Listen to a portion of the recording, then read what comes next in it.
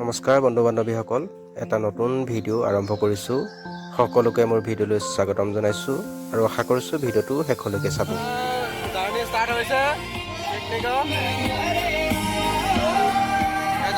হৈছে দিনন আছে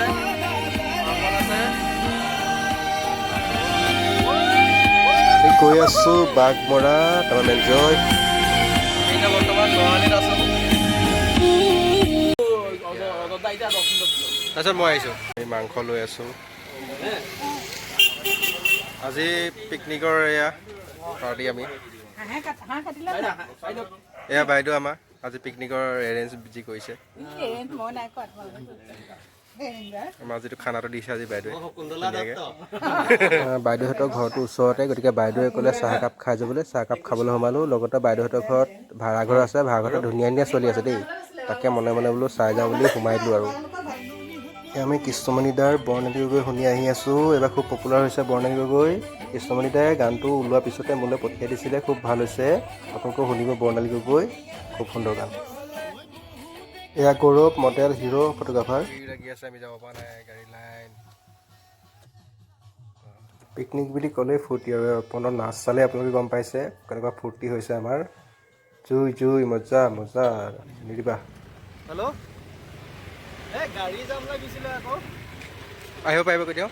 এই জাম পূৰা হৈ আছে। আমি গৌৰৱে মই চাবলৈ আহিলোঁ কিমাননো জাম আছে, কিমান দূৰলৈকে জাম আছে। কিন্তু বহুত জাম আছে দেই, আজি বহুত গাড়ী আহিছে আজি 1 তাৰিখ যে। ফাইনেলি আমি আহি পালোঁ। ইয়াতে এণ্ট্ৰি ফিজ লৈ আছে, মই দেখাই আছোঁ। প্ৰত্যেকখন চাৰিচকীয়া গাড়ীৰ পৰা এওঁলোকে 150 টকাকৈ এণ্ট্ৰি ফিজ লৈছে আৰু বাইকৰ পৰা 50 টকাকৈ লৈছে। আজি যথেষ্ট গাড়ী আছে, প্ৰায় 200খন গাড়ী। আৰু ইয়াৰ কাম ষ্টাৰ্ট কৰি দিছে, সকলোৱে হাতে কামে লাগি গৈছে।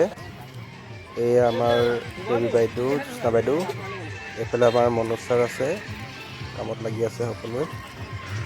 এইফালে ৰন্ধা বঢ়াৰ বাবে আমাৰ ইতিমধ্যে হৈ গৈছে, কাম ষ্টাৰ্ট কৰি দিছে। ভাত হৈছে, ৰজতে ভাত বনাই আছে।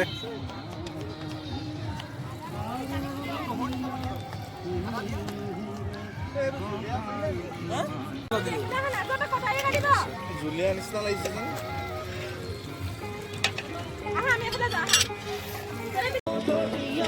অৰ্পণে চিকেন বনাই আছে, ধুনীয়া ল'ৰাটো।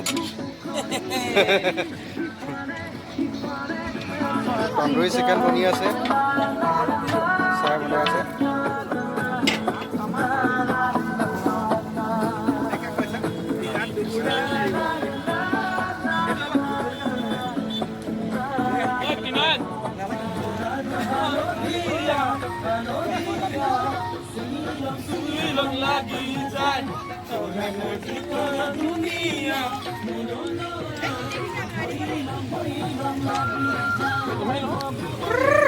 এই আমাৰ কৃষ্ণবাবুৱে পূৰা নাচি আছে, লগতে হাত কাটি আছে। জয় নেৰিবা, মজা মজা বনাই আছে। এই চাৰিওফালে বালি, কেৱল বালি। ইয়াততো পানীৰ দিনততো বহুত বেছি পানী থাকে, এতিয়া কিন্তু পূৰা শুকাই গৈছে। সেয়াই আছিল আমাৰ অফিচ পিকনিক।